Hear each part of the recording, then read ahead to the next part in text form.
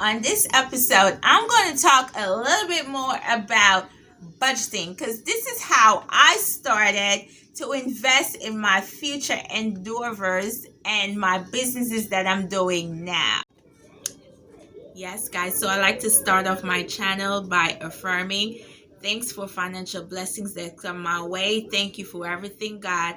Unexpected money continue to bless my financial resources, and I'm grateful. When it comes to a budget, a lot of people don't want to go on a budget. But the truth is, the where the economy is going, like, we all have to budget. Now, budgeting can sometimes be hard if you're a single mom, single dad, but it's not how much you make, it's how much you save. And a little goes a long way. Let me show you. Let's break down expenses. So you're going to have your fixed expenses, your variable expenses. Now, what's the difference between fixed and variable? Let me explain. Your fixed expenses are basically those expenses that are usually at a set price at the end of the month. Like your utilities, your rent, trash, sewage, your insurance, your whole life insurance. Your variable expenses depend on you. Do you plan on going out to eat? How much are you going to put aside for groceries? How much are you going to put aside for gas? How much are you going to put aside to go out to watch the movies?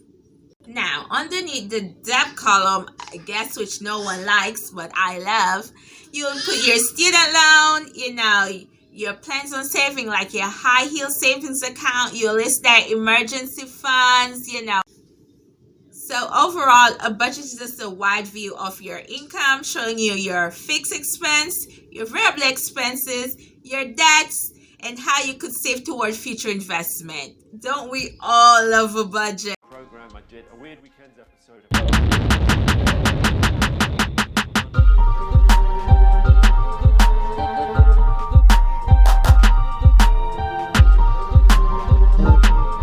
Do my budget dance, like, yeah, let's get Medea.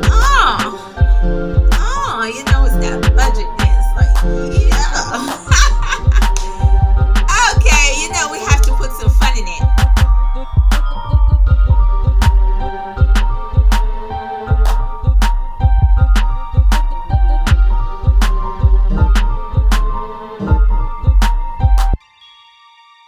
Getting there, right? At first it was kind of like, oop, hot water, but now we're simmering it down. We love budget around here, baby. We turn them saving into investments. Okay, darling. So if you haven't grabbed, or you have no idea, or your income is kind of iffy every month because you have multiple hustles, go ahead, baby. Go grab them papers and get an idea of how much your income is. Key towards budgeting also is to also have a planner. Remember growing up as a child, I always saw my mom with a planner. So children do live what they were taught. A planner is also good, because you want to talk to the universe. You want to get it done because she's listening. Put down your thoughts in here. That's good. Manifest. Sometimes you may have dreams and it takes long.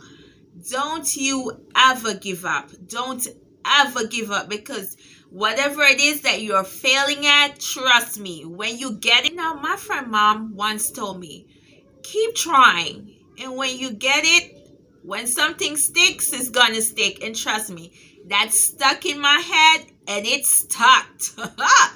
It's stuck. The dreams that are now my reality from just budgeting that many say wouldn't be possible, but I made it possible. Hallelujah. Hi, Miss Bev. Hi, Tash. Well, let's continue on budgeting. Let's not sidetrack. We don't do nothing traditional around here, huh? Are you ready to see an outline of everything that I've been talking about? Take notes. Okay, take notes. It will be examples, slow motion, making sure that you have an understanding of how to draw up a monthly budget, because it is the foundation of where I started. Hey everyone, just want to do a quick walkthrough on how to create a monthly budget for yourself. So first off, you would start off with calculating how much money you're bringing in every month. So this could be income from your 9 to 5, your side hustles, or any investing or rental incomes. Next, you want to be focusing on building up an emergency fund or paying off high interest debt such as credit cards. After that's paid off, it's really up to you whether or not you want to continue investing or paying off other debt that you may have. So we can go more into that in a later video. And savings is also a great opportunity to organize your sinking funds as well. So saving up for bigger purchases such as a down payment or education or a vacation or wedding in the future.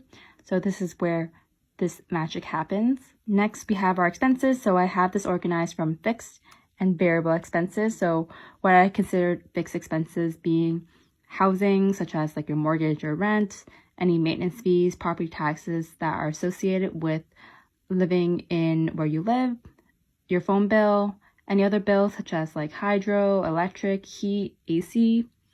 Then we have our food, such as buying groceries, subscriptions. I put this in here. This is debatable. This could be variable, but I am pretty mindful of my subscriptions, and I only have 1 or 2 per month. Last but not least, we have our variable expenses. So for transportation, you could put it under fixed expenses if this is something that you need every single month. But if you primarily walk or take public transportation everywhere, I would put it under variable expenses.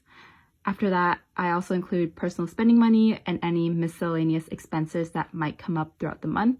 Since we're getting closer to the holidays, it's important to budget some money for gifts as well as going out to eat. Get it done.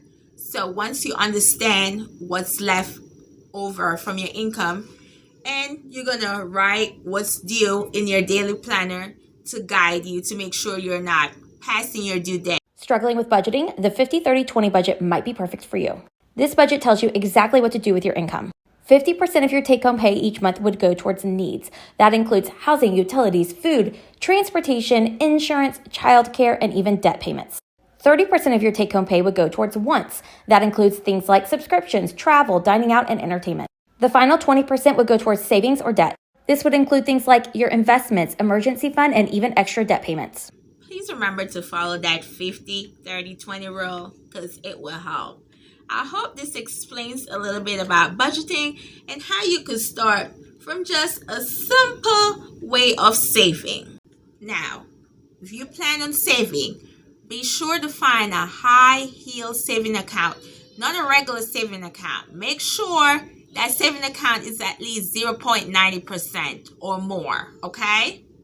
That's my simple explanation of how to budget to invest by starting small and growing, finding high-yield interest saving account, compounding the money to invest. Remember, it's your mindset. It's not how much you make, is what you save and what you're willing to take out of your lifestyle to go on to the next level of what you're wanting. I want to go ahead and say hi to #SimilarTV. Thank you, Miss Carrie and Mr. Dwayne. I appreciate working with you guys, and I hope to work with you guys again soon. Bye-bye for now. We don't do nothing traditional around here, huh? Ay. How to budget money to invest.